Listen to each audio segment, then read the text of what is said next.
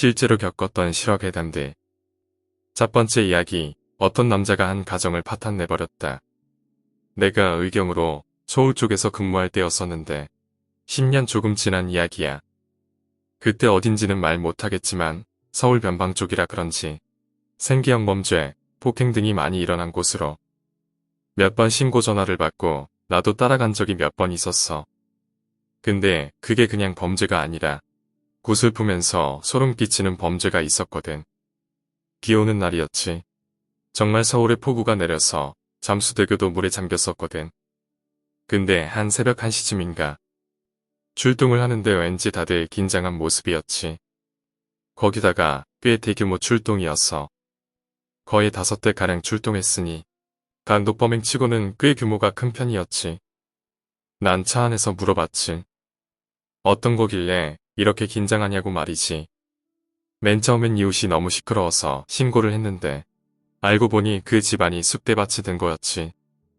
순찰을 돌던 경찰차가 주의만 주려고 집안을 두들겼고 갑자기 조용해지면서 켜져있던 불이 꺼지는 걸 본 경찰이 다시 벨을 눌렀지만 결국 하염없이 기다리다가 다시 조용해진 것 같다고 철수하려 하는데 갑자기 창문이 깨지는 거야. 창문이 깨지는데 유리에 박혀있는 빨간색 혈흔이 보였지. 심각한 상황을 직감해서 바로 창문을 부셔서 들어갔는데 남편은 겁에 질린 채 벌벌 떨면서 머리에 피를 흘리고 있는 거야. 상황 파악이 안 되는 거지. 혼자서 자해를 했나? 아니면 정신적으로 문제가 있나? 그러더니 갑자기 방문이 열렸어. 근데 한 미친 여자가 칼을 들고선 남편에게 달려들더니 칼을 마구 휘두른 거지. 방 안은 남자아이가 크레파스로 마구색을 취한 듯 빨갛게 눈이 아른거릴 정도로 출렁거리는 피가 범벅이 되었지. 경찰들은 2인 1조가 기본이라서 한 명은 칼을 뺏으려고 둘이 몸싸움을 하고 있었고 한 명은 지원 요청을 다급히 했지. 그래서 상황이 심각하다는 걸 알고 대규모 출동을 했는데 이미 그 집 주변엔 사람들이 많이 모여 있더라고. 일단 우린 다 방검복을 착용한 채 3단봉과 전기총을 구비한 상태로 조심스럽게 창문을 통해 들어갔는데 너무 조용한 거야. 정말 죽을 것 같았어. 내 심장이 정말 그토록 빨리 뛴 건 처음이야. 아마 나랑 같이 왔던 모든 경찰들도 나랑 같은 생각이었을 거야. 크지도 않은 집이었는데 그 조그만 방문을 나가기가 너무 무서운 거야. 이미 이 바닥은 피범벅에 이 방문을 열면 위에서 칼을 들고 목에 꽂아버릴 것만 같았거든. 결국 가스총을 든 선임이 먼저 방문을 열었고 어디선가 들리는 동료의 신음소리. 끊어질 듯 끊어지지 않는 그 신음소리에 온몸의 세포들이 서는 것 같았어. 근데 소파에는 내장이 훤히 드러난 채 세상과 이별한 남편이 있었고 그 옆에 소파엔 정신이 나간 듯 피가 잔뜩 묻어있는 동료 둘이서 기댄 채 앉아있더라. 그래서 우린 바로 앰뷸런스에 후송을 요청했고 우린 이 조그만 집에서 알지도 못하는 여자와 한판을 벌여야 했지. 거의 10명 가까운 성인 남자들이 여자 한 명 때문에 눈물 흘릴 만큼 무서운 그 느낌을 아직도 잊지 못하겠어. 내 옆에 동료가 있는데도 소름이 끼치는 데다가 저 작은 방 안에서 흘러나오는 흥건한 피 때문에 코에는 비릿한 피비린내밖에 나질 않았고 훈련받았던 제 압방법은 기억조차 나지 않았어. 그러다가 어디서 갑자기 부스스 거리는 소리가 들려서 우린 각자 들고 있는 제 안무기를 꽉 쥐고 안방으로 향했지. 안방 안에서 어떤 미친 여자가 칼을 들고 눈은 까뒤집은 채 칼을 우리를 향해 들고 있는 거야. 칼 내려놔. 가스총을 들고 있는 선임이 소리쳤지. 가스총 같은 건 굉장히 위험한 제 안무기 중 하나라서 정말 본인이 위험하다고 생각될 때 아니면 쏘질 못하거든. 근데 정말 나는 그 선임한테 쏘라고 소리치고 싶었어.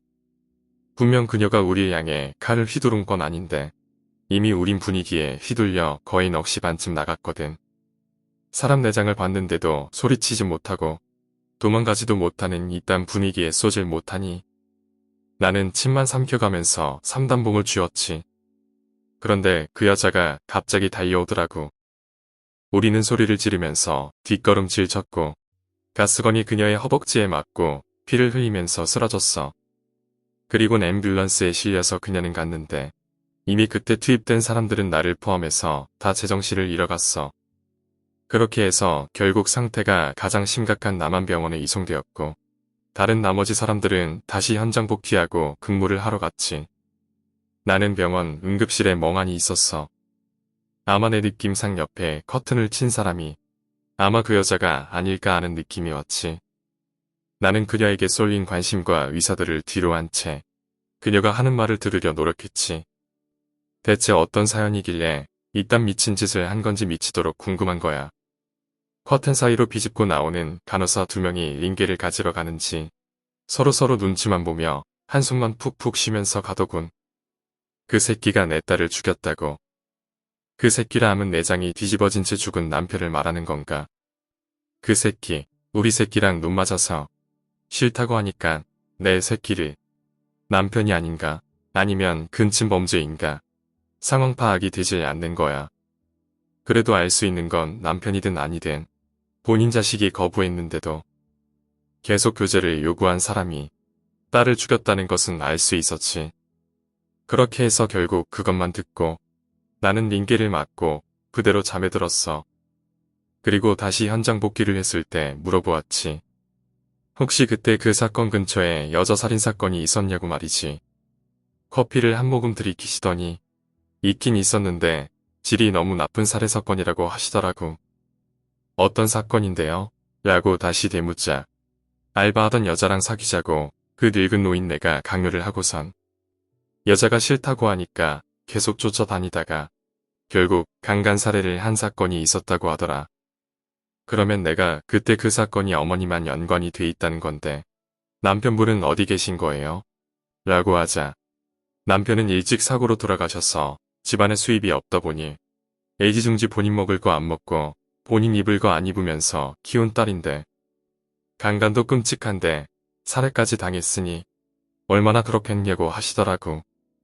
그러면서 정말 내가 이 짓 하면서 느낀 건 내 딸은 절대 세상 밖으로 보낼 수가 없을 것 같다면서 한숨을 쉬시더라고. 결국 남자 하나가 한 집안을 없애버린 거나 마찬가지지. 순간의 쾌락 때문에 한 사람의 인생을 망친다는 것. 정말 이기적인 발상인 것 같아. 아직도 서울에 폭우가 내리는 날이면 그 피비린내가 생각나서 가끔씩 그때 그 상황이 생각난다. 두 번째 이야기, 과외 선생님의 이야기.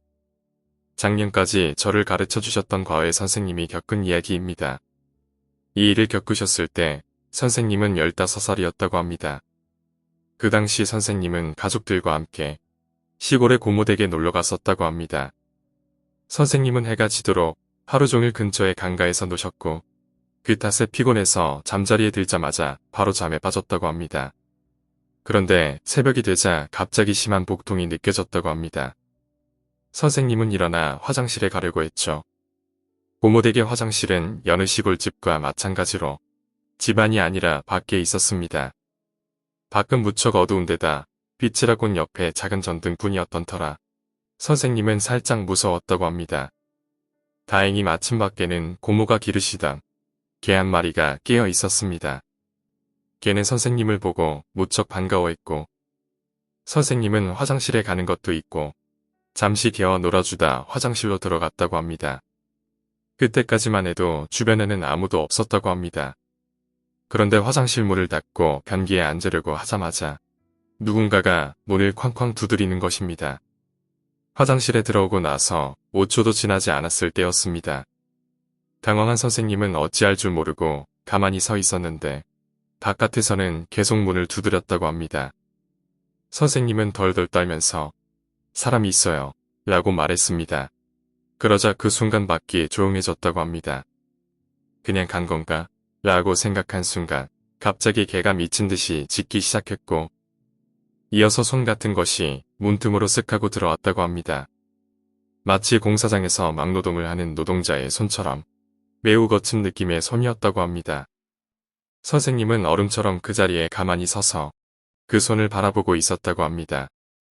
그리고 몇 분쯤 지나자 손은 들어왔던 것 마냥 쓱 하고 사라졌습니다. 선생님은 손이 사라지는 것을 보자마자 문을 벌컥 열었습니다.